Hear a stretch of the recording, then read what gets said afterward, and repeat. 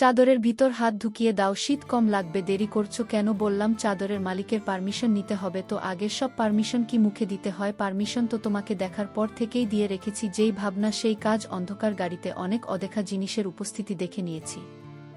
বেশ কিছুদিন ধরেই মাকে নিয়ে কোথাও বেড়াতে যাওয়া হয় না। হঠাৎ একটা সুযোগ এসে গেল, অফিসে ছুটি পাওনা ছিল কিছু, আর একটা ট্রাভেল কোম্পানি বেশ সস্তায় একটা ট্যুর অর্গানাইজ করেছে। খবর পেলাম কাশ্মীর ভ্রমণ, 14 দিনের ট্যুর, জনপ্রতি 14,000 টাকা করে। মাকে বললাম যাবে নাকি ভূস্বর্গ দেখতে? মৃত্যুর পরে কোনো স্বর্গ দেখবে, কিংবা আদৌ স্বর্গ কপালে জুটবে কিনা ঠিক নেই। পৃথিবীর স্বর্গটা দেখে নিতে পারো। ইচ্ছা হলে মাও অনেকদিন বাইরে যায় না বলে হাঁপিয়ে উঠেছিল। মনে মনে শুনেই রাজি হয়ে গেল। সেদিনই বুক করে দিলাম দুজনের জন্য। ট্রাভেল কোম্পানিটা আসলে কয়েকজন যুবক মিলে একটা গ্রুপ, নাম পাখির ডানা ট্যুর অ্যান্ড ট্রাভেলস। নামটা বেশ মজার, আর ছেলেগুলো আমারে বয়সী। ওদের সাথে আলাপ হলো। 5 বন্ধু মিলে ট্যুরটা কন্ডাক্ট করে। আমাদের সঙ্গে যাবে দুজন, আর থাকবে কয়েকজন হেল্পিং হ্যান্ডস, যেমন রান্নার লোক, কাজের লোক, মালপত্র, বাবার লোক ইত্যাদি। যে ট্যুরটা সুপারভাইজ করবে তার নাম তরুব্রত চৌধুরী। তরুদা আমার চাইতে 56 বছরের বড় হবে। সমস্ত প্ল্যান শুনে সেই মতো বুকিং করলাম। ট্যুর শুরু হবে নভেম্বরের তারিখ, ফিরব 20 তারিখ। জোগাড় যন্ত্র করতে করতে দিনটা এসে গেল। মাকে নিয়ে একটু আগেভাগে হাওড়া স্টেশনে পৌঁছে গেলাম। বর ঘড়ির নিচে সবার জমায়েত হওয়ার কথা দেখলাম। অনেক লোকে এসে গেছে।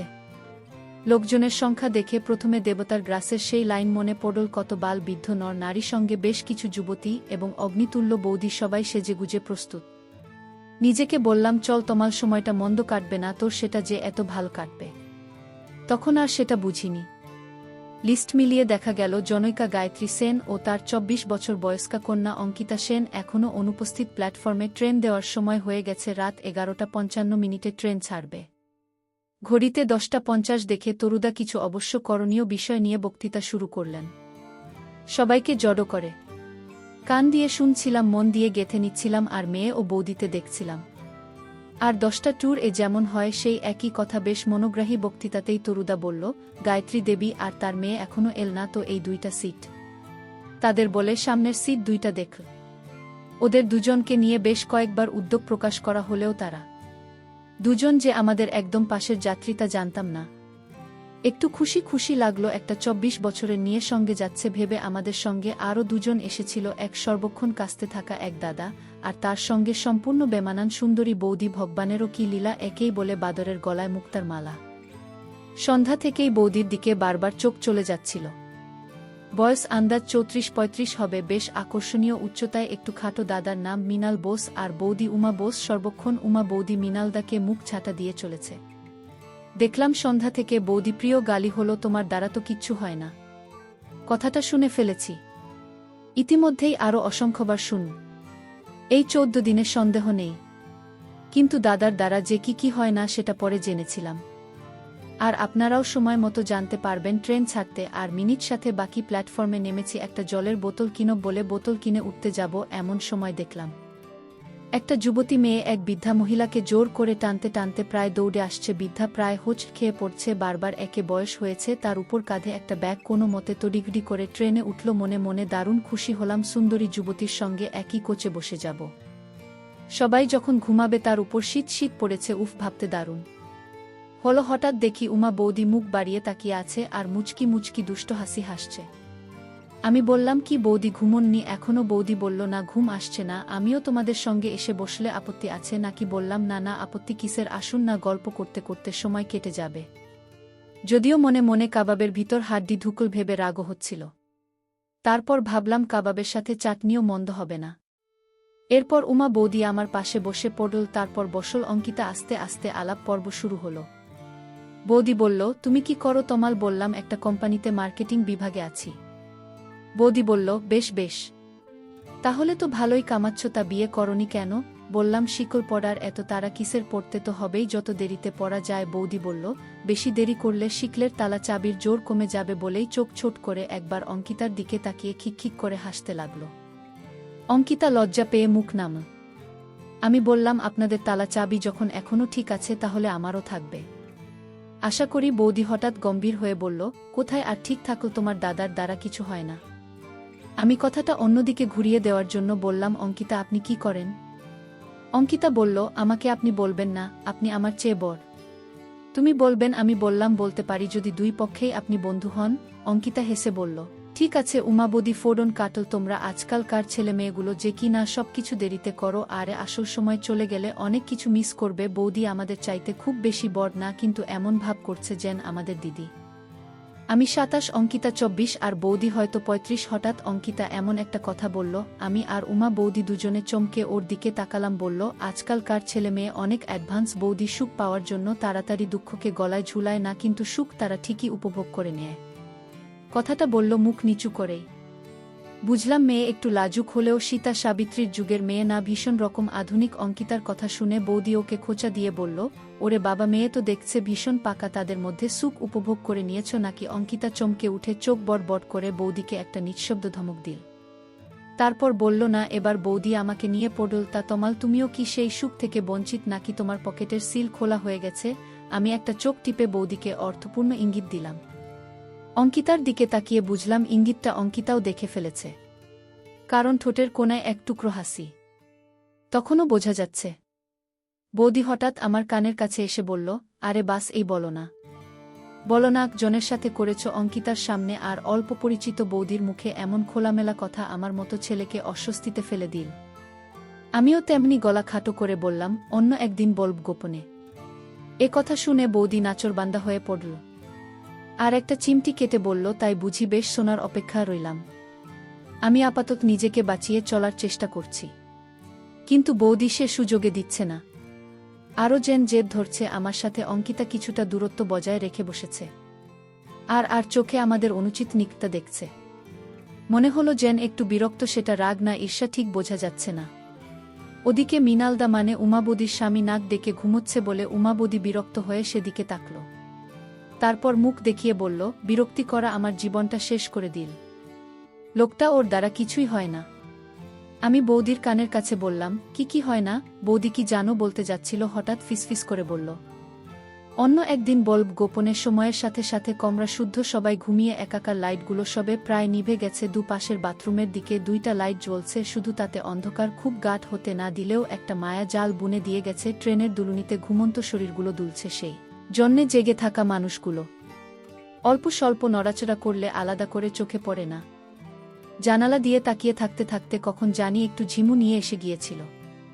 হঠাৎ শুনলাম কানের কাছে কেউ ফিসফিস করে বলছে, কতজন ধর্মট করে নড়েচড়ে বসলাম। তাকিয়ে দেখি একটা চাদর জড়িয়ে অঙ্কিতা আমার একদম কাছে সরে এসেছে।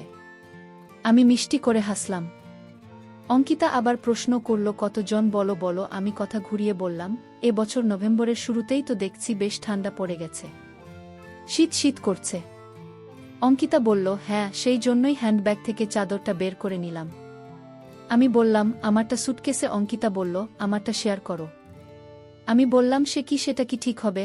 অঙ্কিতা বলল, আরে কেউ তো দেখছে না, ক্ষতি কি? আমি দুষ্ট হেসে বললাম, কেউ না দেখলে তুমি সবকিছুই শেয়ার করবে নাকি আমার সাথে? অঙ্কিতা ভীষণ লজ্জা পেয়ে বলল, কি বলো ধুরু। তারপর আমার কাছ থেকে দূরে সরে যেতে গেল। আমি ছোট করে ওর একটা হাত ধরে বাধা দিলাম। কিছু বলল না। অঙ্কিতা সোজা হয়ে বসল, কিন্তু আর দূরে সরে গেল না। একটু সময় নিয়ে আবার জিজ্ঞেস করল, কতজনের সাথে করেছ? বললাম, হ্যাঁ, তা বেশ কয়েকজন। অঙ্কিতা বলল, বুঝলাম, এতজন যে সংখ্যায় বলা যাচ্ছে না। আমি হেসে বললাম, ঠিক তা নয়, গুণে বলাই যায়, কিন্তু গোনার মতো স্পেশাল নয়। সবাই হয়ে গেল আর শেষও হয়ে গেল, তাই আলাদা করে মনে রাখি না। অঙ্কিতা বলল, স্পেশাল নয় সবাই, তার মানে কেউ কেউ স্পেশাল, তারা কয়েকজন। আমি বললাম, এক রাতেই সব শুনে ফেলবে? তাহলে বাকি 14 দিন কি বলবো? আর সেগুলো তো শুধুই গল্প, সেগুলো শোনার মতো কিছু না। সে বলল, হোক, তবু শুনব। বললাম, ঠিক আছে, বলবো তোমাকে, তবে এখন নয়। এখন তুমি একটু ঘুমিয়ে নাও। ঘুমের মাঝে বেশ কিছুক্ষণ পর্যবেক্ষণ করলাম, আর কিছু ঘটনাও ঘটে গেল। বন্ধুরা, ইউটিউবে করা নিয়মের কারণে এসব ঘটনা সরাসরি বলা যাচ্ছে না। তোমরা কমেন্টে দেওয়া লিঙ্ক থেকে আমার ওয়েবসাইট ভিজিট করো, সেখানে একদম খোলামেলা গল্প দেওয়া আছে। কিছুক্ষণ পর অঙ্কিতা বলল, বাথরুমে যাব, একটু চলো না প্লিজ। আমি ওর সাথে বাথরুম গেলাম। নিজেরও যাওয়া দরকার। অঙ্কিতা বেরোতেই আমি ঢুকলাম, তারপর নিজেদের জায়গায় এসে বসলাম। অঙ্কিতা কোনো কথা বলল না, শুধু মিষ্টি করে একটু হাসল। আরও কিছুক্ষণ পরে আকাশ ভরসা হলো, আরোহীরা একে একে জেগে উঠছে। এক সময় দেখলাম উমা বৌদি আমাদের দেখে অদ্ভুত একটা হাসি দিল।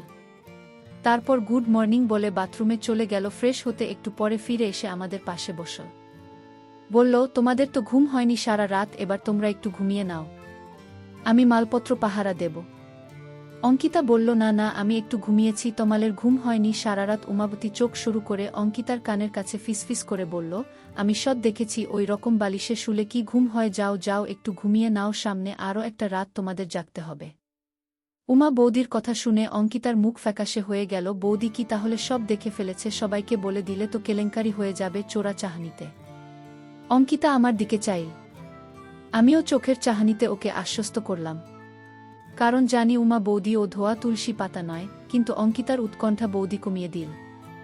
এখনও মৃণালদা, আমার মা আর গায়ত্রী মাসিমা ঘুম থেকে ওঠেনি, তাই আমরা কথা বলতে লাগলাম। নিশ্চিন্তে বৌদি নিচু গলায় কথা বলছে ঠিকই, কিন্তু এমনভাবে বলছে যেন আমি শুনতে পাই। বৌদি বলল, আরে লজ্জা পাচ্ছ কেন? পাশে ওই রকম হ্যান্ডসাম ছেলে থাকলে আমিও তোমার মতো কোলে মাথা দিয়ে শুতাম, আর আমি হলে শুধু শুতাম না, আরও অনেক কিছু করতাম। এতক্ষণে ওর যন্ত্রপাতির মাপ আর কাজ করার ক্ষমতার পরীক্ষা নেওয়া হয়ে যেত। আমার এই বলেই খ্যাক খ্যাক করে হাসি দিল। দেখলাম অঙ্কিতার মুখে লালচে আভা দেখা দিল। আমি মনে মনে হাসলাম আর ভাবলাম, বৌদি তুমি অঙ্কিতার চাইতে 10 বছরের পুরনো মডেল, অঙ্কিতা তোমার চাইতে অনেক। সে যন্ত্রপাতির মাপ আর কাজ করার ক্ষমতাই শুধু পরীক্ষা করেনি, সেটা দিয়ে প্রোডাকশনও করেছে, আর প্রোডাক্ট টেস্ট করেও দেখে নিয়েছে। বৌদি তখনও বলে চলেছে, ইস, আমার যদি তোমার বয়স থাকতো অঙ্কিতা, ওই হাঁপানি রোগীটা কেশে কেশে আমার জীবনের রাতগুলো নষ্ট করে দিল। অথচ কি রোমান্টিকই না ছিলাম আমি, অপদার্থ একটা, সব শেষ করে দিল। আমার কিছু হয় না ওর দ্বারা বলে একটা দীর্ঘশ্বাস ফেল। অঙ্কিতা কোনো কথা বলল না, চুপ করে থাকল। সকাল 7টা বেজে গেল। দেখতে দেখতে কাল রাতে আমার আর অঙ্কিতার মধ্যে যে কিছু হয়েছিল সেটা ওর মুখ দেখে বিন্দুমাত্র অনুমান করা সম্ভব না। হয় মেয়েটা ধুরন্ধর অভিনেত্রী, নয়তো এসব ব্যাপারে বেশ অভিজ্ঞা। যেটাই হোক তাতে ক্ষতি নেই, ওই দুটোর যে কোনো একটা থাকলেই কাশ্মীর টোটটা জমে যাবে। ট্রেন তোর জোট করে চলছে, দীর্ঘ জার্নি করে 10 থেকে নেমে পড়লাম সবাই। এরপর একটা গাড়ি বুক করা হলো। একঘেয়ে ছুটে চলাতে সবাই ক্লান্ত হয়ে পড়ছে। দেখলাম বেশিরভাগ লোকই ধুলছে, কারণ অন্ধকার নেমে আসছে, জানালা দিয়ে ভালো করে কিছু দেখা যাচ্ছে না। এমন সময় উমা বৌদি এসে আমার পাশে বসে পড়ল। বলল, বেশ ঠান্ডা লাগছে রে ভাই। আমি বললাম, আসুন বৌদি। বৌদি বলল, কি সঙ্গিনী হারিয়ে বিরহ কাতর নাকি? আমি বললাম, সঙ্গিনী কোথায় হারলাম, এই তো একজন পাশেই আছে। বৌদি বলল, হ্যাঁ, এখন তেল মারা হচ্ছে। আমি বললাম, সত্যি? মেয়ে যাত্রায় খুব হিংসুটে বললাম, মৃণালদা কি ঘুমে নাকি? বৌদি বলল, হ্যাঁ, চাদর মুড়ি দিয়ে ঢুলছে। বলে হাতে হাত রাখল। বলল, এতক্ষণে মনে হচ্ছে কাশ্মীর এসেছি, তাই না? হাত দুইটা জমে যাচ্ছে। আমি বললাম, তা কর্তাকে জড়িয়ে ধরে থাকলেই তো পারতেন, ঠান্ডা লাগতো না। বৌদি মুখ বেঁকিয়ে বলল, গায়ে রক্ত থাকলে তো গরম হবে, ওই শুটকো কাঠ জড়িয়ে বসে থাকলে ঠান্ডায় জমে মরেই যাব, তাই তো তোমার কাছে এলাম। আমি বললাম, ভালোই করেছেন, আমারও খুব শীত করছে, পাশে এমন নরম চাদর থাকলে ঠান্ডা লাগবে না। উমা বৌদি বলল, তাহলে চাদরের ভিতর হাত ঢুকিয়ে দাও, শীত কম লাগবে। দেরি করছো কেন? বললাম, চাদরের মালিকের পারমিশন দিতে হবে তো আগে। বৌদি বলল, সব পারমিশন কি মুখে দিতে হয়? পারমিশন তো তোমাকে দেখার পর থেকেই দিয়ে রেখেছি, যেই ভাবনা সেই কাজ। অন্ধকার গাড়িতে অনেক অদেখা জিনিসের উপস্থিতি দেখে নিয়েছি। বন্ধুরা, ইউটিউবের কড়া নিয়মের কারণে এসব ঘটনা সরাসরি বলা যাচ্ছে না। তোমরা কমেন্টে দেওয়া লিঙ্কস থেকে আমার ওয়েবসাইট ভিজিট করো, সেখানে একদম খোলামেলা গল্প দেওয়া আছে। সেখানে প্রতিদিন একদম খোলামেলা গল্প আপলোড করা হয়। আধা ঘন্টা পর বৌদি আমার কাঁধে মাথা রেখে বসে রইল। অনেকক্ষণ পরে বলল, তোমাকে ধন্যবাদ দিয়ে ছোট করব না তমাল, এখন সিটে যাই কেমন? আমি বললাম, হ্যাঁ যাও। এক অন্যরকম স্বর্গ থেকে সদ্য ঘুরে আসা দুজন নর নারীকে বুকে নিয়ে অন্ধকারের বুক ছিঁড়ে গাড়ি শ্রীনগরের দিকে ছুটে চল। রাত 11:30 নাগাদ আমরা শ্রীনগর পৌঁছলাম। ডাললেটের পাড়েই একটা হোটেলে আমাদের থাকার ব্যবস্থা হয়েছে, বেশ বড় হোটেল। আমরা সবাই গাড়ি থেকে নামলাম। সত্যজিৎ রায়ের সোনার কেল্লা সিনেমার লালমোহনবাবুর মুটের পিঠে ভ্রমণের পর যে অবস্থা হয়েছিল, আমাদের বেশিরভাগ মানুষেরই সেই অবস্থা। সবাই বিভিন্ন হাস্যকর ভঙ্গিতে কসরত করে হাত পায়ের জট ছাড়িয়ে নিচ্ছে। গাড়ি থেকে নামার আগে উমা বৌদি আমার পাশে এসে চুপি চুপি বলল, আজকের ঘটনা অঙ্কিতাকে এখনই বলার দরকার নেই, অল্প বয়সী মেয়ে, জেলা স্টিল করতে পারে। আমি ঘাড় নেড়ে সায় দিলাম। মা আর গায়ত্রী মাসিমাকে একটা জায়গায় দাঁড় করিয়ে দিলাম। তরুদা গেছে হোটেলের সাথে কথা বলে ব্যবস্থা করতে। মালপত্র সব জড়ো করা হয়েছে, হোটেলের লোকেরই ঘরে পৌঁছে দেবে। আমাদের দুশ্চিন্তার কিছু নেই। আমি অলসভাবে হাঁটতে হাঁটতে বাইরে এলাম।